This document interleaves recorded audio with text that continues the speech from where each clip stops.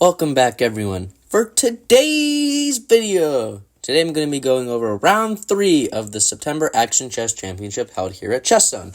Now, I'm not having a great tournament so far, having a score of 0.5 out of 2, drawing a 1600 essentially, and losing to a 1540, and I'm, as a consequence, being paired with lower rated people.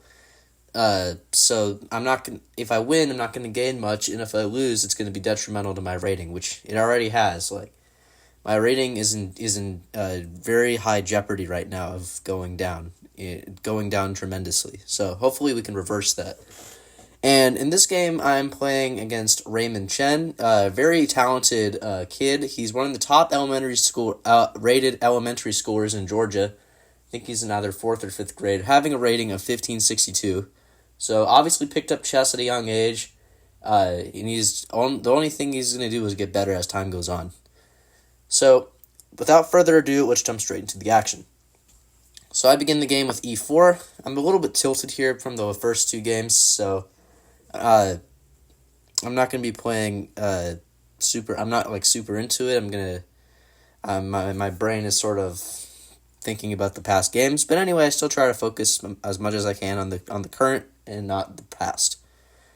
So Raymond plays the move c5. I play knight f3, and he goes g6, going for the dragon.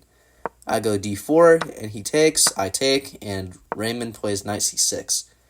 I play the move bishop to e3, bishop g7, all theory, knight c3, knight f6, f3, castle, and queen to d2, d5, and here you can go into this very famous rook 2 bishop endgame, which goes as follows, where you long castle is white, black takes you take the knight, they take your queen, you take back, they take, you take, they take, and this is the famous rook 2 bishops endgame that results from the bunch of trades. But from experience on chess.com blitz games, black usually does better here because of the active bishop on g7 and the fact that black can attack the queen side a little bit and annoy you. So in this game, I decided not to go into this endgame, especially since I'm playing a low-rated player. I wanted to keep the game a little bit more complex. So I instead play the move knight takes c6. Still a book move, but not one of the best because it already gives black an edge in the position of 0.7. So after Raymond takes back, I play the move taking on d5, knight takes, pawn takes, and black is already slightly better because they have an active bishop, and a lot of the queen side is open. Like, if I were to castle in this position, I was scared because black has a lot of options to build an attack on the queen side. Due to my lack of pieces over there, like, I only basically have some pawns and a queen. There's no real minor or major pieces defending me. So I got a little bit scared that my king would be alone over there, especially with that bishop pointing to b2 pawn on g7. So it looked uncomfortable. So I didn't castle long yet. I played the move c3 to sort of block the bishop's scope a bit, and also to save the pawn on b2. And here, Raymond played the move a5, one of the top moves. It didn't actually occur to me. I thought he would go maybe I was expecting a move like e5 here, which is fine, but a5 is also good. He's trying to gain queenside space, and at this point, we each had about the same amount of time, 54 and 55 minutes. Raymond was getting quite distracted during the game. I mean, I can't blame him. He's only about, 8, 9, or 10 years old. He was fiddling with his water bottle, looking down at the ground. I mean, while I was thinking, and also during his turn, so I had to sort of wait for him to realize that it's his move and then to move on again. So, yeah, I mean, what do you expect from an elementary schooler? They can't retain their focus, and it's completely fine. So just keeping note of that. Anyway, I play the move bishop h6, and yeah, from tilt, I'm already worse in this game because after bishop takes, which is surprising. I wasn't expecting Raymond to do this. You don't normally want to trade the bishop like this. because it lets the queen sit on this h6 square, very annoying. And soon white plans to push the h-pawn up, and the ultimate plan is h4, h5, h takes, queen h7, mate, GG, yo. So that's why you don't really want to take the bishop. But here, in this case, it's fine, because after the move queen b6, due to me pushing the pawns up to f3 and c3, I have a little bit of an exposed king. So queen b2 is obviously a threat, right? And also, there isn't really an attack happening at the moment, and black just has a very pleasant position out of the early middle game. So I ended up playing long castle here, and after rook b8, I decide on what way to defend the checkmate, either with rook to d2 or queen to d2, which is what I ended up playing. Apparently rook d2 is a little better. I don't know, I just felt like that my queen was better because it would have more flexibility. If my rook wouldn't really have as many options, and I don't know. I just felt that the queen was the better piece to defend with. And Raymond here played the move bishop e6, already having a -2 advantage because of the open queen side here, and the already the presence of a battery and the queen side starting to open. And in fact, let's say I play a random move here, d4 is already a big problem, because black's threatening to take this guy, and my king is already going to be in some serious trouble. So I go king b1 to defend against that. And already Raymond is not letting his foot off the gas. He's preparing to triple on the b file and really be on the passive end. So after rook b7, I play the move rook c1 to go rook c2 if needed. Here, Raymond played the move bishop to f5 check, and the only move is king a1, because if you block for their bishop, you would just lose a piece. So after king a1, apparently tripling on the b file is a mistake. You have to play this prophylaxis with h5, just not letting white have any sort of chance of counterattack, and then you could put your rook on b8. So you had to sort of play a preventative move. But rook f b8, to me, it seemed fine, and black still has an advantage, so it's not really a huge mistake. I play the move g4 to, 1, kick the bishop away from that diagonal, and 2, to start a pawn storm. So after bishop e6 here, I go rook b1 to defend my pawn, which is attacked 3 times.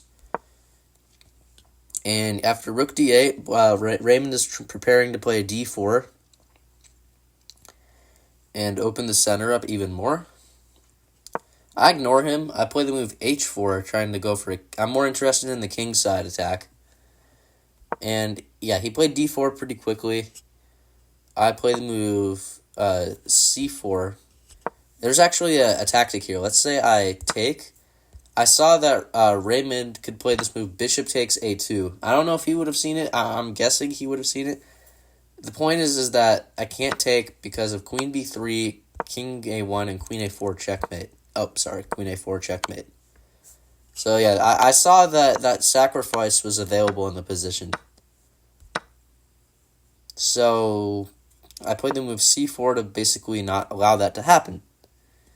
And here Raymond played the move queen b4, and now his advantage has totally slipped. He should have just played d3 here. And after bishop takes, you're just pinning yourself, and you're just basically advancing your passed pawn and having white be really unstuck and cramped. But Raymond plays the move queen b4, and the engine recommends here to just take the queen trade. I mean, I didn't really want to do that because black has a d pawn, and what was the point of starting my pawn storm on the king side if I can't use my my most powerful piece? Otherwise, the pawn storm was basically negated here. So I go all out and go queen h6. I'm like, I'm mating you. I'm going h5, hg, and mating you on the h file, whether you like it or not. And at this point, I had 35 minutes, and Raymond after he played the move bishop takes c4, which again throws his advantage significantly. He had 37 minutes here. So I ended up taking the bishop, which is another miss. Apparently a3, like, I don't know, just sort of seemed weird to weaken the light squares like that. I mean, I had no need to push the pawn, I don't think. I'm like, okay, takes. Queen c4. And I'm like, all right, let's keep going. h5. I'm ready to open that h file. But black, Raymond, played really well defensively. He played the move queen to d3, and he's attacking my f-pawn, and also he's defending the pawn on g6. So if I were to take on g6, he would just take with the queen, and I would have virtually no attack. So I played the move rook to d1 to try to get the queen off of that diagonal. So let's say the queen moved like here. Oh, well, it's threatening checkmate. My point is that it's like here, for instance, I would just rip open this king, and then the queen is in there to take on g6. That was the ideal situation. I was trying to kick the queen away. Here, Raymond stayed persistent, keeping the queen on diagonal, and also threatening checkmate. And I'm like, okay, that's easily stopped by rook to d2. So I'm kicking your queen away again, and I'm also defending the checkmate. And the only move for black to not lose is the move queen to c6, just defending the pawn another way. And I'm like, okay, down a pawn. I was thinking about how to attack. Like, black is holding on by a thread because of the moves he has in the position. So I end up playing the move queen f4 here. And after Raymond played the move queen c7, going for a trade of queens.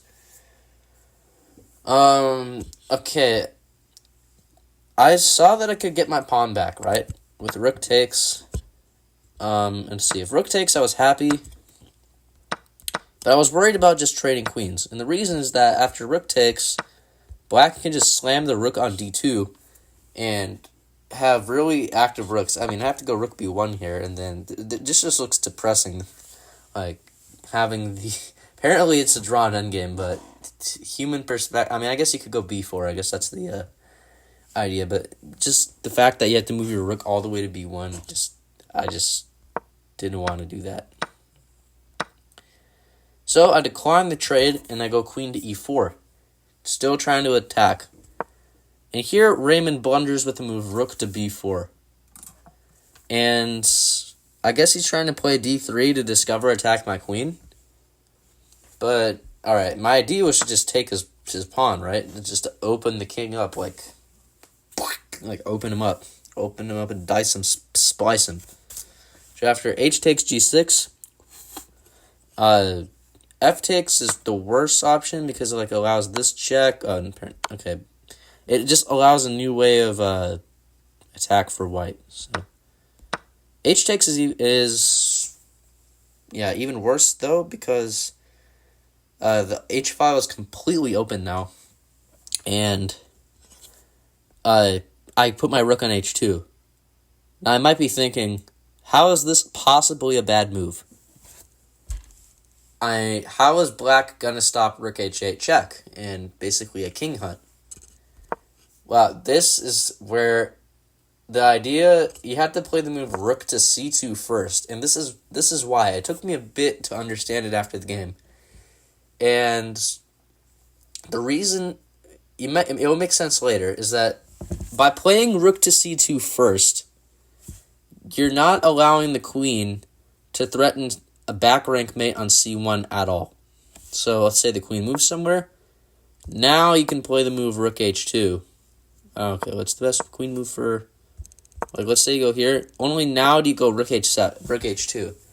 Because there's no threat of... any sort of threat of back rank checkmate here. So you don't have to worry about that. Again, it will make more sense in a few moves. So... the intermediate move was so hard to see. In fact, I blitzed this out. As soon as that h file is open, I'm like, hell yeah, I'm playing rook h2. I'm doing that ASAP. Gotta get to that king. And after rook h2, Raymond blundered again with the move d3. And I rushed a little bit. I played the move rook to h8 check. That check was always there. I should have taken my time here and just played the patient queen to e3. And the idea is very simple. Let's say black pushes, just for sake of illustration. I'm going to go queen a...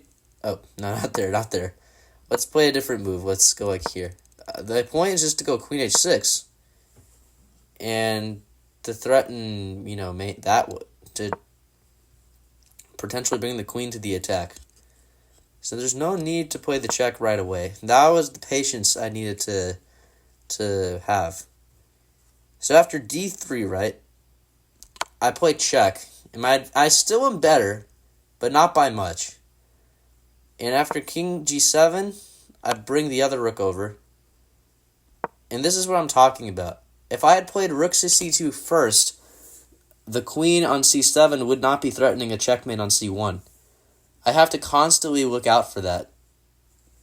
So that's why I can't, totally focus my mind on the king attack. I have to also worry about my own king.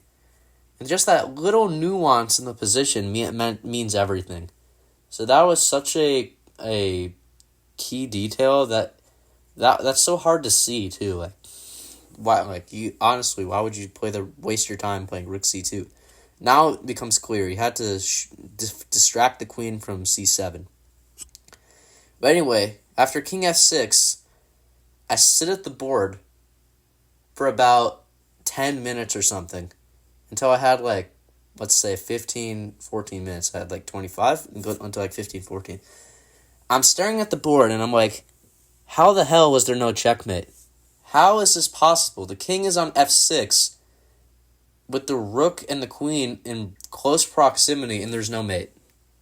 Really, I was calculating everything. Rook sacks here, rook h7, but then the king can just go to e8, and sure, I can grab this, but then king d7, there's no mate there, okay. So... And then I was thinking about g5 check, which is the best move. And black is forced to take, right? And the only move here to win is the move f4. This is what I have to see after g5, and I'm not blaming myself at all because this combination is very complicated.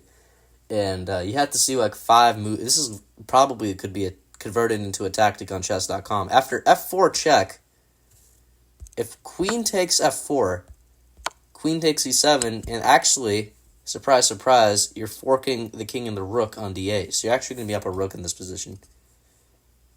And let's say you go f6. You can't take the rook yet because of queen f1 and queen c1 back rank. So first I have to go queen to c5 check. If the queen blocks in any way, you just trade queens and take the rook, right? If the king goes to g4, you have rook h4 to win the queen. And if f5, you have rook h... is rook h5 a move? No, not yet. You have queen e7. And... let's see. And then you just pick up the queen, right? So that was insanely difficult to see. And yeah, I didn't find this, of course. I instead play the move queen to e3. And my idea was to threaten, let's say black plays a random move. My idea is to go g5, king f5, and this is mate. That was what I was threatening. And black is walking on thin ice here. If they're not careful, they're going to get mated. And Raymond defended really well. He played the move e5 here. So now g5 isn't even a threat because the king can just run away. So after e5, I go queen h6. I throw the advantage. And black is totally winning here because there's no attack. There's an attack, but there's no mate. And black's d-pawn is so powerful they're just about to queen. In fact, the drawing resource here is to play rook takes f7. A lot of tactics in this game. Rook takes f7. If king takes, you just win the queen, right? With rook h7, rook takes c7. If queen takes, you just take the rook. And actually, you're a little bit better here because that pawn on d3 is going to fall. So you have to play the move rook takes f7 to stay in the game. I don't know.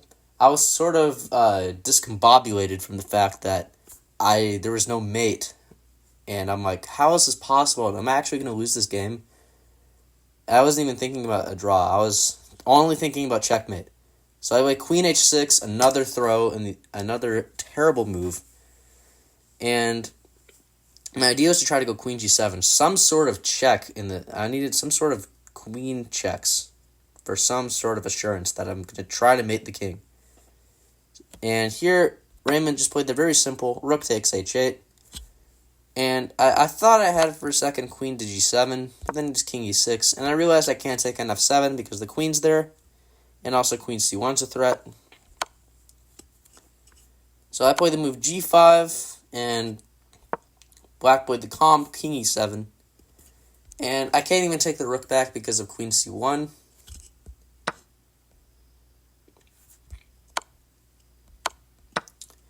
So in this position, I resigned the game against Raymond. And due to the several-year gap in age, I felt even more humiliated because there was a little kid that just beat me. And he made me look bad. So this tournament is not going my way. I've lost against two 1500s. I haven't even won yet. And my rating is even more jeopardy at this point. So I'm going to post the last recap shortly. Thank you guys for watching. Please don't forget to smash that subscribe button below. Leave a comment if you have anything to share, and have a great rest of your day. Bye.